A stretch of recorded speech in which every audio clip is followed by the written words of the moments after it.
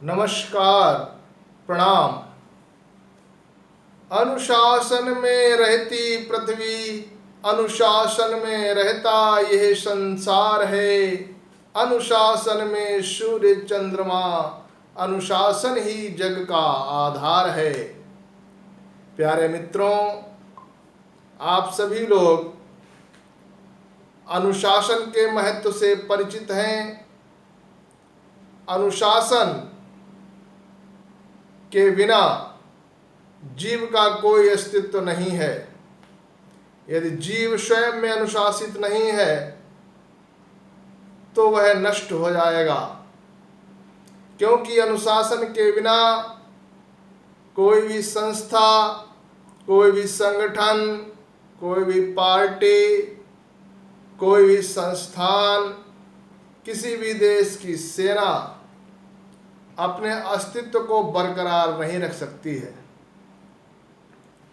इसलिए हर किसी को अपने जीवन में अनुशासन को उतार लेना चाहिए, क्योंकि जो अनुशासन है वह हमारे व्यक्तित्व का निर्माण करता है।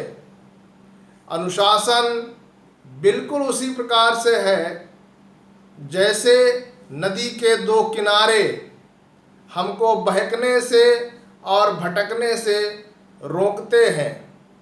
जो नदी का जल होता है वो दोनों किनारों के बीच में रहता है।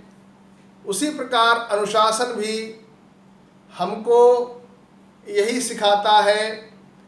इस चीज़ को हम बहते हुए पानी से भी सीख सकते हैं। जिस प्रकार से बहता हुआ पानी है वो दो प्रकार से बहता है। एक तो बाढ़ के रूप में पानी बहता है जिसको कोई रोकता नहीं है। वह चारों ओर बिखर जाता है, फैल जाता है, और उस जल का प्राणी मात्र को, जीवधारियों को कोई लाभ नहीं मिल पाता है सिवाय नुकसान के। वह चारों ओर विनाश और भयंकर त्रासदी लेकर के आता है, क्योंकि वो बाढ़ का बहता हुआ जल अनुशासन विहीन होता है।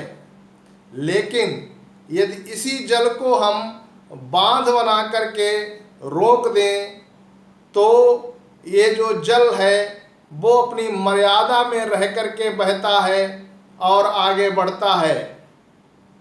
उसी प्रकार से अनुशासन हमको ये सिखाता है कि हम अपनी मर्यादाओं में रहें और मर्यादाओं में रह करके ही अपना विकास करें। जिस प्रकार से बांध बना करके रोका गया पानी सभी का विकास करता है। अनुशासन के संबंध में तमाम विद्वानों ने अपने अपने विचार और अपने अपने मत प्रकट किए हैं। इस संबंध में मुझे एक कहानी याद आ जाती है कि एक बार तथागत गौतम बुद्ध के सबसे प्रिय शिष्य आनंद ने गौतम बुद्ध जी से पूछा कि तथागत, कृपया मुझे ये बताएं कि अनुशासन होना कैसा चाहिए, किस प्रकार से हम अनुशासन को बनाए रख सकते हैं। तो तथागत गौतम बुद्ध ने एक बहुत ही सुंदर और सटीक उत्तर दिया कि अनुशासन बिल्कुल वीणा के तारों की तरह होना चाहिए। जिस प्रकार से वीणा के तार होते हैं, यदि उनको बहुत अधिक कस दिया जाए तब भी उनसे किसी भी प्रकार का ध्वनि नहीं निकल सकता है, कोई संगीत नहीं उत्पन्न हो पाएगा। और यदि वीणा के तारों को ढीला छोड़ दिया जाए तब भी उससे कोई ध्वनि या कोई संगीत उत्पन्न नहीं किया जा सकता है, कोई श्रवण योग्य संगीत नहीं उत्पन्न होगा। तो अनुशासन बिल्कुल इसी प्रकार होना चाहिए कि हम अपने घर, अपने परिवार में, स्वयं में, संस्थान में, संस्थाओं में अनुशासन रखें, लेकिन वह अनुशासन का मध्य मार्ग होना चाहिए।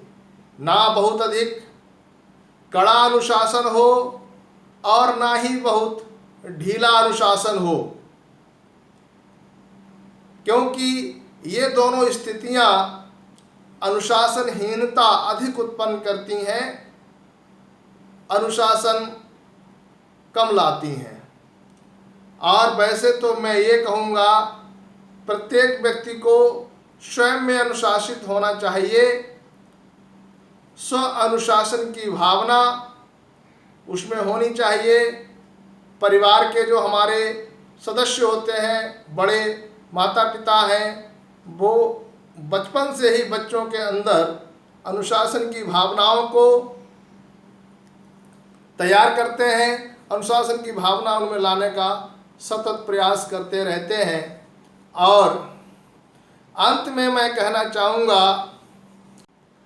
अनुशासन में जो रहे आगे बढ़ता जाए, अनुशासन में जो रहे आगे बढ़ता जाए, समय कदर उसकी करे सब कुछ ले वो पाए, समय कदर उसकी करे सब कुछ ले वो पाए।